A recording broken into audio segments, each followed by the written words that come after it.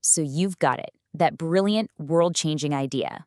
But how do you actually turn that spark into a real, living, breathing enterprise? Well, it all starts with the crucial first step that, honestly, a lot of founders kind of overlook: choosing the right legal structure. This one decision can literally define your future, so let's make sure we get it right. Yeah, you know the one I'm talking about. It's that idea that keeps you up at night, the one you just know could make a real impact. You're ready to build it, you're ready to go, but hold on. Before you write a single line of code or sketch out a prototype, You have to build the company first. And look, this legal framework isn't just boring paperwork. It's the foundation for your entire vision. It dictates how you operate, how you're taxed, and most importantly, how you're protected. as a founder, this is your first huge decision. You're standing at a crossroads, and the path you choose right now is going to have massive consequences for your personal finances and your company's future growth. Broadly speaking, you've got three main options. You can be a sole proprietorship, which means you are the business, a partnership, where you and some other folks are the business, or a company, where the business is its own separate legal person. And we're going to zero in on what makes a company so incredibly powerful. So, what is this legal shield I'm talking about?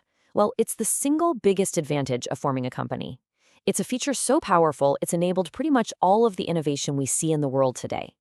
And to really understand why it's such a game changer, let's first take a look at what happens when you don't have it. In a simple partnership, there's absolutely no separation between you and the business. What that means is every partner is personally on the hook for all the business debts. So if the business can't pay its loans or get sued, guess what? Creditors can come after your personal assets, your home, your car, your savings. It's a huge, huge risk. A company, on the other hand, changes the game completely. It creates this legal firewall between you and the business. Your personal stuff is now shielded from the business's debts. And that powerful, incredible protection has a name: limited liability. So what is it? Well, as a shareholder, the absolute most you can possibly lose is the money you invested to buy your shares. That's it. If the company fails with millions in debt, creditors can't touch your personal wealth. This protection is what gives entrepreneurs the confidence to take big, calculated risks. I mean, this is the legal concept that truly fueled modern capitalism. Okay, so you've decided a company is the way to go to protect yourself. Excellent choice. But now you're facing your next decision. Do you keep it private, or do you think about eventually taking it public? Believe me, these are two very different paths with very different rules and opportunities. And the differences are pretty significant. A private company is smaller, kind of like an exclusive club. It's capped at 50 shareholders, and you can't just ask the general public for money. A public company, though, that's the big leagues.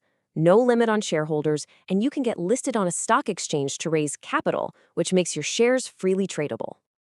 And the benefits of going public? Oh, they can be absolutely immense. It's not just about raising money more efficiently than running to a bank. Listing on an exchange creates a real market for your shares, it boosts your company's profile and reputation, and it brings a level of credibility and recognition that can open up massive new opportunities. Now, a company isn't just a legal shield, it's an entity that has to follow its own internal set of rules. You can think of it as the company's DNA, or maybe its operating manual. Formally, this is known as the company's constitution.